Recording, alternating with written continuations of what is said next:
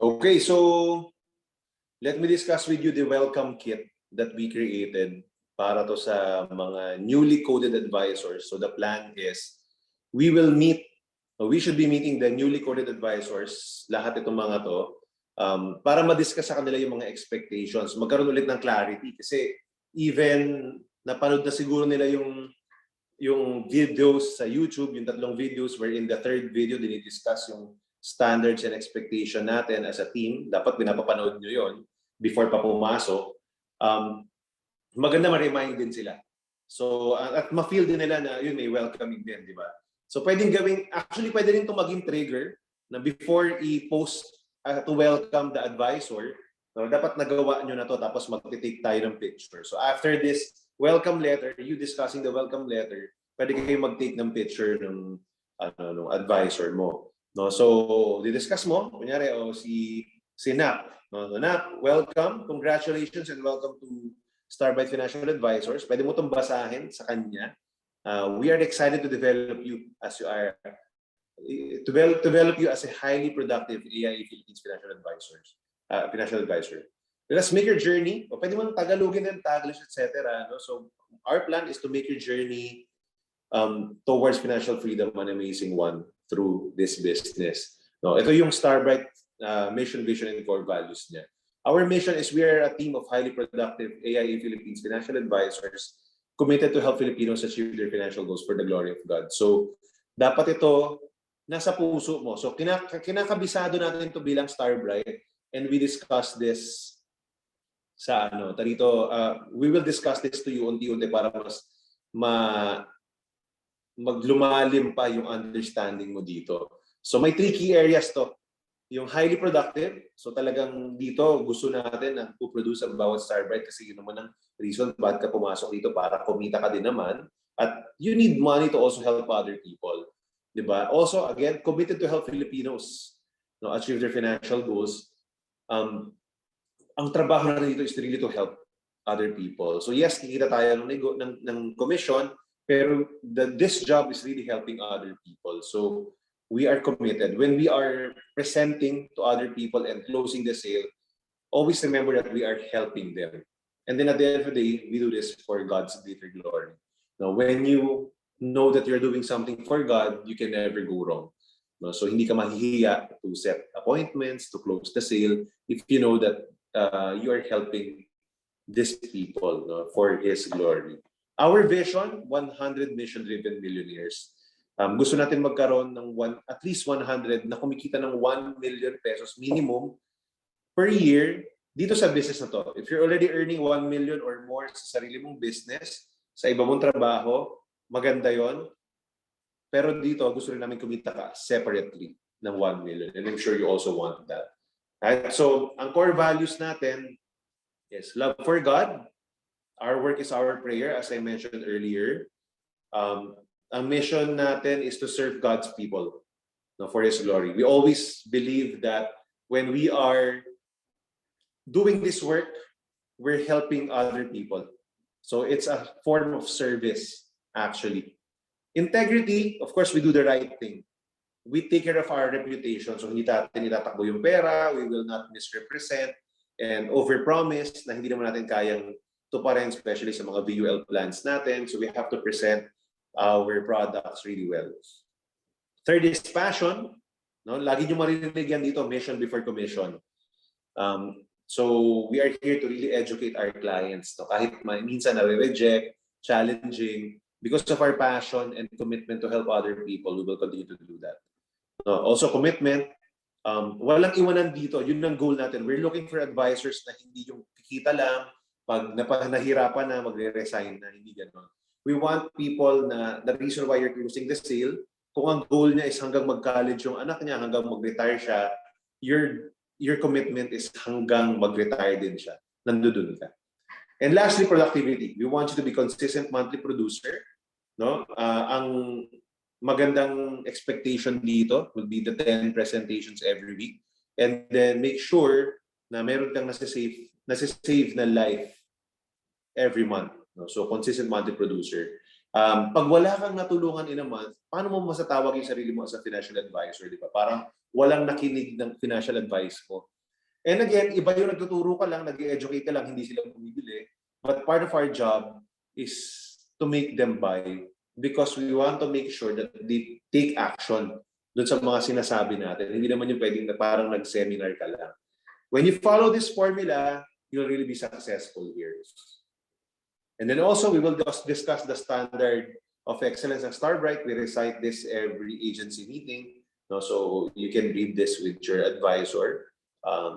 And then after that, yung agency support. Now we will discuss what support your agent can expect from us, your advisor can expect from us. Number one, GFW with your direct manager or co-financial advisor. If upon request yan, available yan, pwede ka namin samahan. Performance monitoring to maximize your income. So we do update you on a regular basis, no? Para ma-maximize mo yung kita mo rito, may mga incentive and bonuses na minsan baka isang benta na lang, magka-qualify ka na, ma-miss mo pa, we will help you with that. Now, we have weekly check-in meetings during the first 4 weeks. So since coded ka na, from today, magkakaroon pa tayo ng 4 more meetings para yung first 30 days mo, matulungan ka namin talaga maging successful dito as a financial advisor. Right? So later I will discuss more about it. And then we have 24/7 help desk through our Facebook group chat. Meron tayong special group chat for rookies and then for the bright group, yung mga bagitong advisors na doon din. So ano pa yan? Aside from your group chat ng unit mo. So wag kang mahiya if you have questions you can ask there. Hindi lang siya posting ng updates and then may mga benta, gano'n. So, pag may questions kayo, nandun din siya. That's why it's called the help desk. Right? So, weekly mentoring sessions. No, meron tayong mentoring Mondays. Meron tayong personal development events, social clubs, social media club. Meron tayong investment club, etc. So, we have different training programs for you para ma-develop ka both skills-wise dito and then at the same time other skills like soft skills, etc. Building your network, being able to recruit, those things. Then we have a monthly unit huddle per team. Nagkakaroon ng mga meeting, nag-recognize ng awardees. Some units meet more than once a month. Ideally nga, weekly talaga nag-meet para we grow together. In fact, we have the next gen assembly every Wednesday. Ang goal nun talaga to really develop one another in terms of productivity and leadership and confidence na rin. Right? So, quarterly one-on-one business review with your direct manager. So, ang goal every quarter, magkaroon kayo ng review ng manager mo about your performance. Tapos coaching na rin, di ba? Para matulungan ka na rin kung ano pa yung mga challenges mo. So, hindi ito para pagalitan ka, pero para tulungan ka. Social media marketing posters for awardees. Pag awardee ka, meron tayong mga recognition. May mga social media collaterals din tayo for selling and marketing our products and services. So sa Facebook page ng Starbright Financial Advisors, you can share those posters, no, na about why this is a good time to buy life insurance, etc. To educate your market. This is parang softening the market. When you share this in your Facebook wall, or the Facebook groups, or PM this to your clients, ma-realize nila kung gaano ka-important merong life insurance. We have on-demand YouTube videos to speed up your learning process. So we have a lot of recordings that you can check. We have different playlists there for both for rookies, products, recruitment, etc. You can learn a lot in our YouTube channel. So ang maganda rito, kunyari, even before ka matulog or nagpapahinga ka, naghihintay ka sa pila, wherever that is, you can watch YouTube videos. Nasa biyahe ka, di ba, nabobore ka, you can watch our videos para matuto ka rin. Di ba? So yun yung maganda ngayon. We have recorded a lot of our learning sessions na may iksilan din yung iba. We have empowered back office support, care of the Starbright Angels, di ba? So we have different, our different units have their support team, and then the agency also have their support team. And then we have weekly leadership training. Ito nga yung next gen assembly natin. Kasi if you want to be manager as well in the future, habang bago ka pa lang, maganda natututo ka. because the skills that are being developed here are very important. Right? Minimum expectations, at least 3 policies sold for every given quarter. So ideally, one sale a month, so 3 in a quarter. Pag may na-miss kang month, basta humabol ka. Kunyari, January, February, wala kang benta, wag naman. Pero if that happens, hopefully by March, no, baka nag-activity ka pa rin, talagang na-late lang yung payment. So i-goal natin 3 policies every quarter. Right? Once a month attendance to any AIA Philippines or Starbright training and events. So dapat uma-attend ka sa mga events natin. Ideally nga, once a week yan. So kung once a month hindi ka naka-attend, it's unacceptable. Quarterly business review with your unit manager. So you talk to your manager kung kailan yung schedule na yan. And then meron tayong Starbright Academy, dapat makagraduate ka doon as soon as you can. Right? So yun yung minimum expectations natin. And then you can ask questions. If you're the manager, unti-unti, kunyari, after discussing the agency support, you can ask questions. Or after discussing the school page, you can ask kung meron siyang questions. Pag wala na siyang question, then you talk about the termination. Right? So you discuss this. In the event that you're unable to perform yung minimum expectation ng team natin, we believe that it may be best for you to focus your time elsewhere. No, kasi baka unfair to you na pinagtutuloy mo to, hindi ka naman nagsasucceed. We don't want that. And then, if in case ma-terminate ka or mag-resign ka, you can always come back after 12 months should you decide that you want to do this again. Let's say ready ka na. Marami rin namang naging ganun. And they became successful the second time around. Ayun. So, if you're good with that, signify your intention by signing in this welcome letter. Right? So, after that, after discussing the welcome letter, so okay na siya, send mo yung copy niya dyan. Now, you will discuss the 4-week rookie action plan. So this is part of the welcome interview, and part of the action plan will be discussing ano ba yung kailangan niya gawin within the next 4 weeks. Right? So ito yung gagawin natin dito. No? So probably wag mo muna tong i-share tong slides na to, parang yung post BOP. And then ang gagawin mo, stop mo yung sharing. Pagka-stop mo na sharing, magkwentuhan kayo. And then habang binabasa mo to, ito yung guide mo as the interviewer or as the manager giving the next steps. No? So tatanungin mo, o sige nga, discuss mo sa akin bakit mo gusto mag-succeed sa negosyo na to. Ano ba yung deep why mo? And then after sharing, okay, ganito about my family, etc. Okay, with AIA Philippines, how do you see yourself 3 to 5 years from now? How do you see yourself as an MDRT manager, whatever? So pwede mong i-probe siya doon. Yan. So, pwede mong gawin yon. Pwede ring mauna ito before the welcome letter. Pwede namang welcome letter muna before itong questions ito, whatever your strategy is, okay lang. Basta mauuna yung welcome letter before the 4-week rookie action plan. Right? So after that, now you discuss the 4-week rookie action plan, and then ito na yon. So ito yung prescribed action plan natin sa next 4 weeks. So, i-discuss natin itong 4-week action plan na to sa kanila. Let them get a screenshot, give them a copy, and then, okay, so ito yung prescribed, pwedeng mauna yung iba, basta hopefully matapos na itong lahat. So, ito yung mga una, we discussed yung sa knowledge, these are all training sa e-learning. So, sinama ko dito yung basics of underwriting kasi may mga recruits minsan na hindi nila tapos yung BU, so hindi sila makakabenta. No? Wala silang edge 1 and 2. Yung video recording, baka hindi pa nila tapos.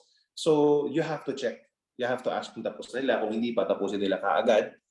And then yung IPOS training, baka hindi pa rin nila tapos yung IPOS training, tapusin nila kaagad. And then probably they can already start learning about Guardian. So, uunahin natin yung mga OL products kasi nga, ito yung meron siyang unang license. No, pagdating sa attitude, may prescribed video na papanoorin sa YouTube. Ito yun. Ito na yung mga title. Just search na lang nila. Or you can also get a link. Gagawin to ng activation team. Meron tayong link sa Google Sheets that they can get. Or you can get as a leader. Pwede mong isend sa kanila. Ayan. Then, make sure na tapos na nila yung Project 100 nila. And then yung 50 softening a market, the market activities. These are posting sa Facebook, etc. Talking to some of your people that you're already in life insurance, introducing yourself that you're already in the life insurance industry. So really dapat marami na silang activities kaagad. No? So, and then one JFW. So, ang expectation dapat nakakapag-JFW na kayo during this time. Pwede nga closing na nga ito kung may mga na-JFW na kayo in the past. And then, week 2, discuss mo, ito yung mga gagawin niya, Health Achieve, AJCP, Family Provider, video sa YouTube ulit. Yung sa skills, now, the Rookie Academy, and Mentoring Mondays. Dito pa lang dinidiscuss mo na that you are expected to attend Mentoring Mondays. So, nire-remind natin sila. And then, when we have our Rookie Academy, the schedule with that, so, nire-remind natin sila dapat umaattend sila nun. Right? And then, dalawang JFWs ulit, etc. Week 3, you discuss. Week 4, you just read this, walang problema. Now, what's important is, so binigay mo na yan, diniscuss mo na. Q&A kayo kung may questions. What's important is the weekly meeting. So, kunyari, nag-meet kayo Wednesday. Ito yung week 0 today. Nag-meet kayo. Week 1, mag-meet kayo ulit ng Wednesday. I-review mo yan. So, the activation team will come up with a slides din, parang questionnaire mo, a guide, kung ano yung itatanong mo during the weekly meeting.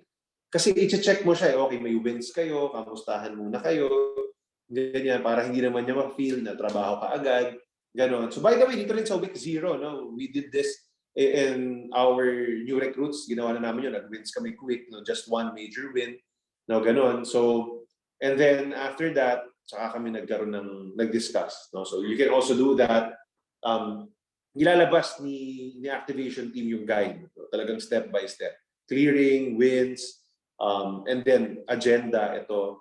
And then after that, during the agenda, you will ask, kamusta yung last week mo, ano na yung nagawa mo, ganon. Ano yung challenges if there is. And then there will be a coaching session, no? Parang kung ano man yung challenges nila, i-coach natin sila. We have a prescribed parang topic for that. Ganon. So we will have video recordings for that you can also access so that you will learn how to coach your new recruit. Basta ang mahalaga, ma-check nyo yung progress sa first week and then magpa-plan kayo, papakommitin mo siya, okay, what will be your commitment this week? Based on the prescribed action plan, ano yung gagawin mo this week? So that's the goal. Kailangan ma-feel nila that they are being monitored, especially during their first 30 days.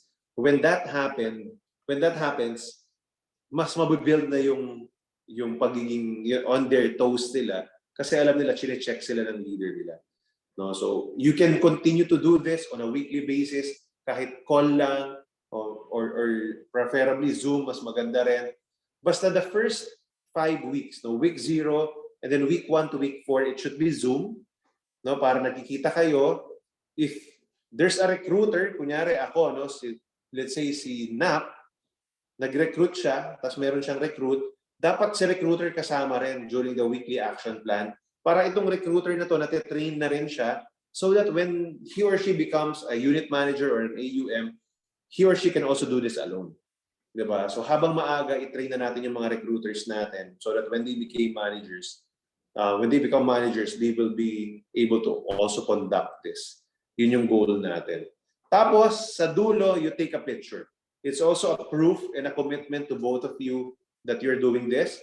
You can share that in the next gen chat. You can share that in your own group chat.